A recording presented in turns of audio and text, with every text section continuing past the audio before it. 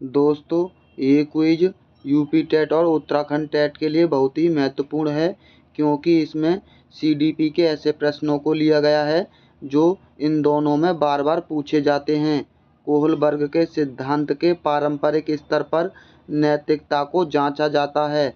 Option है समाज के नियम कानून के आधार पर, इसके परिणामों के आधार पर, अमूर्त सिद्धांतों और मूल्यों के आधार पर, इनमें से कोई नहीं। इसका सही जवाब चुनिए। इसका सही जवाब है ऑप्शन ए, समाज के नियम और कानून के आधार पर। अगला प्रश्न, बहुत प्रकार की बुद्धियाँ होती हैं, जैसे शाब्दिक बुद्धि, गणितीय बुद्धि, शारीरिक, गत्यात्मक आदि। इस अवधारणा को किसके द्वारा दिया गया था? ऑप्शन हैं बिने के द्वारा, गार्डनर के द्वारा, स्टर्नबर्ग के द्वारा या बैचलर के द्वारा।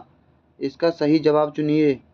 इसका सही जवाब है ऑप्शन बी, गार्डनर के द्वारा बहुबुद्धि सिद्धांत दिया गया था। अगला प्रश्न, इस प्रश्न का कथन है ऐसे शील गुण जो अत्यधिक आनुवंशिक होते हैं उन्हें पर्यावरणीय कारकों से दृढ़तापूर्वक प्रभावित किया जा सकता है। इसकी व्याख्या है लंबाई अत्यधिक आनुवंशिक होती है, किंतु पोषण एवं अन्य कारकों के परिणामस्वरूप बहुत से देशों में औसत लंबाई बढ़ती है। ये कथन सही है नहीं? आप अपना जवाब चुन लीजिए। इसका सही जवाब है ऑप्शन पहला, ये दोनों कथन सही हैं और व्याख्या भी सही करता है। अगला प्रश्न, पहला कथन है जितना अधिक सूचना के प्रसंस्करण के विस्तार हेतु प्रयास किए जाएंगे उतना ही सरलता से बाद में सूचना को याद किया जा सकेगा।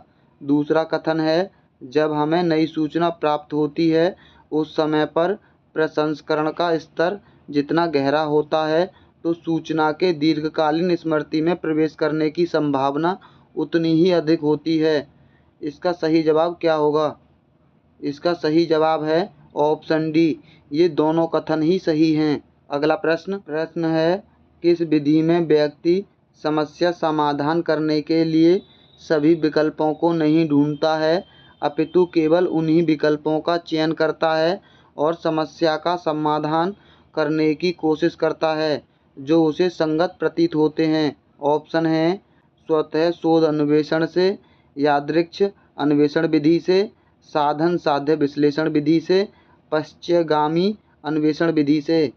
इसका सही जवाब चुनिए। इसका सही जवाब है ऑप्शन ए, स्वतः शोध अन्वेषण से। अगला प्रश्न है विद्यालय आधारित आकलन की मुख्य विशेषताएं हैं। ऑप्शन है शिक्षक केंद्रित और व्याख्यान आधारित शिक्षण शास्त्र, बाल केंद्रित और व्याख्यान आधारित शिक्षण शास्त्र, बाल केंद्रित और गतिविधि आधारित शिक्षण शास्त्र, या उपरोक्त में से कोई नहीं। इसका सही जवाब चुनिए। इसका सही जवाब है ऑप्शन सी, बाल केंद्रित और गतिविधि आधारित शिक्षण शास्त्र विद्यालय आधारित आकलन की सबसे मुख्य विशेषताएं हैं। अगला प्रश्न है शिक्षण अधिगम प्रक्रिया को प्रभावित करने वाले मनोवैज्ञानिक कारक हैं। पहला है विद्यार्थियों में अभिप्रेरणा, दूसरा है सुंदर कक्ष, तीसरा है रुचि एवं विद्यार्थियों में अभिक्षमता, चौथा है विद्यालय की आधारभूत संरचना। आपके हिसाब से इसका सही जवाब क्या होगा? इसमें से मनोवैज्ञानिक कारक जो सही हैं, जो प्रभावित करते हैं शिक्षण को, पहला है विद्यार्थियों में अभिप्रेरणा और तीसरा है रुचि एवं विद्यार्थियों की अभिक्षमता। ये दोनों ही कारक अधिगम को प्रभावित करते हैं, बाकी ये दोनों कारण गलत हैं। यानी इसका सही जवाब है ऑप्शन सी, पहला और तीसरा सही है। अगला प्रश्न है विशेष आवश्यकता वाले बच्चों के लिए शिक्षण अधिगम सामग्री होनी चाहिए। ऑप्शन है रंग बिरंगी, बहुसंवेदी, आकार में बड़ी या आकर्षक। इसका सही जवाब चुनिए।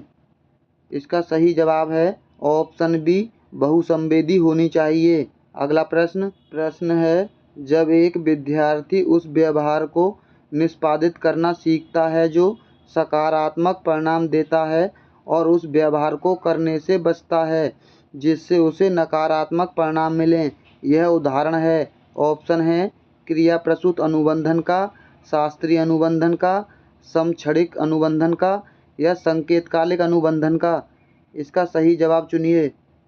इसका सही जवाब है ऑप्शन सी समक्षणिक अनुबंधन का उदाहरण है। अगला प्रश्न है, आप किस परिस्थिति में विद्यार्थियों को सतत पुनर्बलन देंगे? ऑप्शन है पूर्व व्यवहार को स्थापित करने के लिए, नए व्यवहार को स्थापित करने के लिए, नए व्यवहार को बनाए रखने के लिए, बी सी दोनों के लिए। इसका सही जवाब चुनिए। इसका सही जवाब है ऑप्शन डी, बी और सी दोनों के लिए, यानी नए व्यवहार को स्थापित करने के लिए और नए व्यवहार को बनाए रखने के लिए। दोस्तों, अगर आपको ऐसे ही बिना टाइम वेस्ट किए अच्छी प्रैक्टिस करनी है तो हमारी वीडियो को लाइक और हमारे चैनल को सब्सक्राइब कर लीजिए। तो चलिए मिलते हैं बहुत जल्द अगली क्विज में।